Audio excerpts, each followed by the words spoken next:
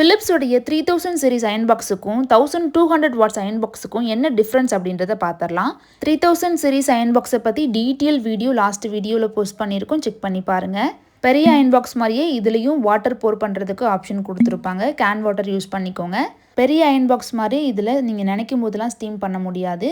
ஆட்டோமேட்டிக்கா அது ஹீட் ஆனதும் ஸ்டீம் ஆகும். and பக்கத்துல இருக்க ஸ்ப்ரிங் பட்டன் பிரஸ் பண்ணீங்க அப்படினா ஃப்ரண்ட்ல வந்து வாட்டர் வந்து ஸ்ப்ரிங் ஆகும். டெம்பரேச்சர் ஃபிக்ஸ் பண்ணும்போது சில்க்ல ஃபிக்ஸ் பண்ணீங்க அப்படினா sarees வந்து அந்த அளவுக்கு டேமேஜ் ஆகாது.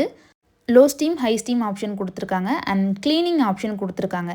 இது ஆட்டோமேட்டிக்கா க்ளீன் பண்ணாது. சோ ஒரு ஹேண்ட்ல வந்து இது மாதிரி புடிச்சிட்டு பட்டன் பிரஸ் பண்ணீங்கனா தான் உங்களுக்கு க்ளீன் ஆகும். நீங்க இப்போதான் பிசினஸ் ஸ்டார்ட் பண்ண போறீங்க அப்படினா இந்த மாதிரி சின்ன அயர்ன் பாக்ஸ்க்கே இன்வெஸ்ட் பண்ணலாம்.